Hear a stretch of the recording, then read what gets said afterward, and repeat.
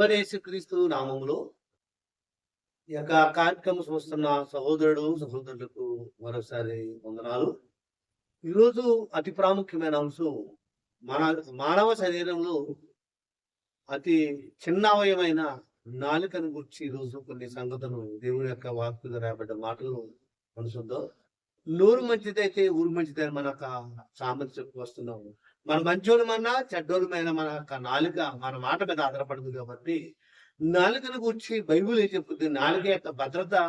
ఎందుకంటే మనము మన యొక్క మాటలు బట్టి మనం మంచోడు చెడ్డోడు తీర్పు తెలుస్తుంది. కాబట్టి ఇక్కడ యాకోబు పత్రికలో 3వ అధ్యాయము 5వ వచనము 6వ వచనంలో ఒక అద్భుతమైన మాట యాకోబు గారు రాశాడండి. ఒకసారి మనం ఆ మాటలు ఈ సందర్భంలో చూస్తే, అలాగనే నాలుక కూడా చిన్న అవయమైనను బహుగా అదురుపడును, ఎంత కొంచెము నిప్పు ఎంత విస్తారమైన అడవిని తగలబెట్టును. నాలిక అగ్నియే.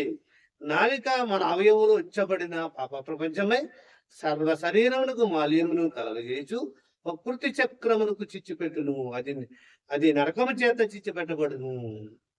ఇక్కడ నాలుక అగ్ని అని యాకోబు గారి పత్రికలో రాస్తారు. ఎక్కడైనా మనం కోట్లాట గొడవ జరుగుతున్నప్పుడు తగులడిపోతుంది అనే మాట ఉపయోగిస్తున్నారు. లేదా ఇద్దరు స్త్రీలు కనపడ్డారంటే అక్కడ ఆ కోట్లాట జరుగుతున్నప్పుడు సర్వసాధారణంగా మనం మాట్లాడే మాట ఏంటంటే తగులడిపోతుందంటే అక్కడ అంటే పైరు అంటే నాలుకని అగ్నితో పోడుస్తున్నాడు.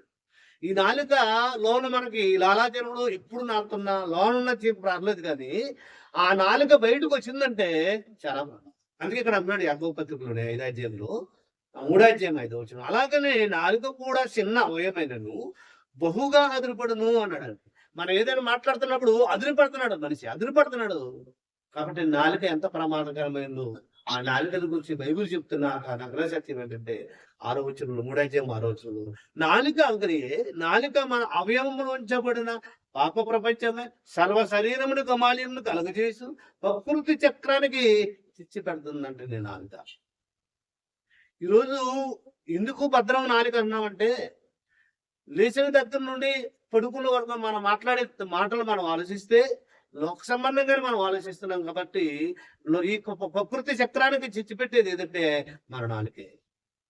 కాబట్టి దీని గురించి బైబిల్లో ఇంత వివరంగా రాసిన మనం ఈ మాటలు ఎప్పుడు ఆలోచన చేయమండి. ఏదో వెళ్తున్నామే తప్ప సంఘానికి వెళ్ళి వచ్చేస్తాడు తప్ప బైబిల్లో ఉన్న విషయాలు, బైబిల్లో రాని విషయాలు, ఏదైతే రాయలేని విషయాలు ఏమి లేవండి. మనం ఆలోచిస్తే జాగ్రత్తగా నాలుకల గురించి ఎంత అద్భుతంగా రాశాడంటే బైబిల్లో. నాలుక గురించి తెలియని ఏమో లేదు. ఇక్కడ మనకు చెప్తూ ఇదే యాకోబు పత్రికలో 3వ అధ్యాయము 7వ వచనంలో ఒక మాట చెప్పుకొచ్చాడు. మృగ పక్షి సర్పజాతులను శరజాతుల ప్రతి జాతియు నరజాతి చేత సాధుజాలను ఆయను ఆ ఏ నరుడును నాలికను స్వాధీనము చేయించుకునేడు చెప్తూ కింద ఒక మాట మనకు చెప్పుకొచ్చాడు. చెప్తే అద్భుతమైన మాట అంటే, అది నిర్గమైన దుష్టత్వమే. దీనితో తండ్రి అయిన ప్రభువును స్తుతిందము, దీనితోనే దేవుని పోలిక పుట్టిన మనిషిని కూడా శపిందము. దీంతో పాటలు పాడుతున్నాడు నాలుగుతో దేవుని మాటలు చెప్పుకొస్తున్నాడు. ఇదే నాలుగును గురించి మూతులు కూడా మాట్లాడాలి, శపిస్తున్నాడు.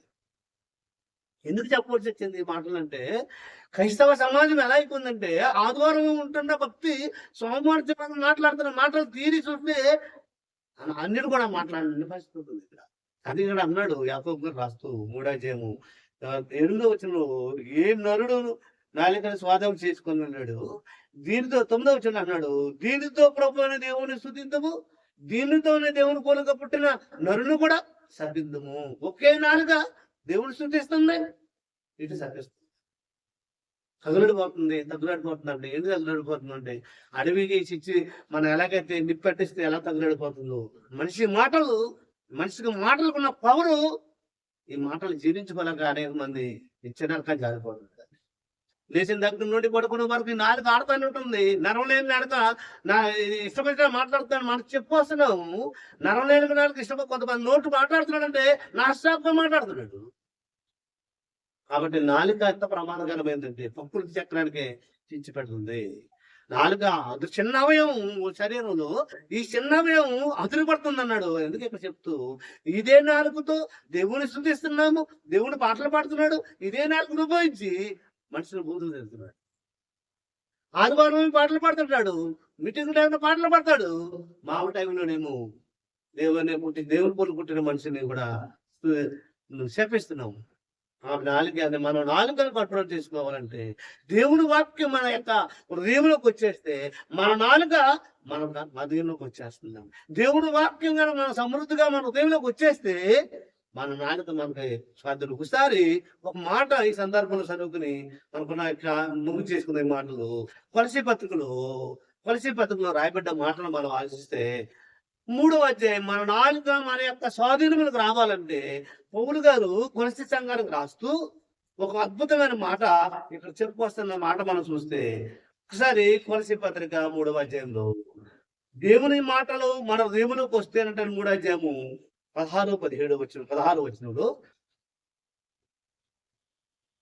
క్రీస్తు వాక్యము మీలో సమృద్ధిగా నివసింపనీయుడి అన్నాడు. అంటే దేవుని యొక్క మాటలు వాక్యము క్యాలెండర్ మీద కనపడుతుంది, సెల్ ఫోన్ లో మనకు కనపడుతుంది, ఎక్కడ చూసి అక్కడ వాక్యం కనపడుతుంది. దేవుని వాక్యం మన హృదయంలోకి మాత్రం రావటం లేదు. అందుకే ఇక్కడ అన్నాడు క్రీస్తు వాక్యం మన హృదయంలోకి ఎప్పుడైతే వచ్చేసిందో కొలసీ 3:16లో క్రీస్తు యొక్క వాక్యం మన హృదయంలోకి వచ్చేస్తే మన బూతులు మాట్లాడే ప్రసక్తే లేదు కదా. మన నాలుగు మన కంట్రోల్కి వచ్చేస్తాం. దేవుని వాక్యం మనలో లేదు కాబట్టి, దేవుని వాక్యం మనం స్వీకరించడం లేదు కాబట్టి ఏదో నామకార్థం వెళ్ళి భక్తి చేస్తున్నామే తప్ప మన నాలుగు మన కంట్రోల్ లేదు. ఎందుకంటే లోకంలోకి వెళ్ళిపోతున్నాం కాబట్టి మన దేవుని యొక్క మాటలు మన మాటలు బట్టి నీతిమంతుడిగా, ఇదే మన మాటలు బట్టి అపరాధంగా తీర్చబడుతుంది. మన యొక్క మాట మీద ఆధారపడ్డది. అది ఇక్కడ అన్నాడు పౌలు గారు క్రీస్తు సమస్త విధముల జ్ఞానముతో క్రీస్తు వాక్యము మీలో సమృద్ధిగా నివసింపనీయుడు అన్నాడండి. దేవుని యొక్క వాక్యం ఎప్పుడైతే మన హృదయంలోకి వచ్చేసిందో మన లైఫ్ స్టైల్ మారిపోయింది. ఇది వరకు మాట్లాడబడి ఇష్టం వచ్చినట్టుగా ఎప్పుడైతే వాక్యం మనలోకి వచ్చేసిందో మన బూతులు మాట్లాడతలేదు, ఇష్టం వచ్చినట్టుగా ప్రవర్తించట్లేదు. ఎందుకంటే దేవుడి వాక్యం మనలో ఉంది కాబట్టి. హృదయం నిండిన దాన్ని నోరు మాట్లాడుతుందంటే అదే హృదయంలోకి వాక్యం వచ్చేస్తే మనం మాట్లాడే మాటలు కూతురు మాట్లాడే అవకాశం లేదండి. కాబట్టి ఈ నాలుక చిన్న అవయవమే. ఇదే నాలుగుతో మనం ఉపయోగించుకుని ఈ రోజు నుంచి నరకం జారిపోతున్నాం. ఇదే నాలుగు మనం ఉపయోగించుకుని దేవుని వాక్యం మనం చెప్పగలిగి వాక్యానుసారంగా మనం జీవించగలిగితే ఈ మాటలే మనం ఎక్కడ తీసుకెళ్తుందంటే నిత్య జీవము. దేవుడు ఈ మాటలు దీవించింది కాక.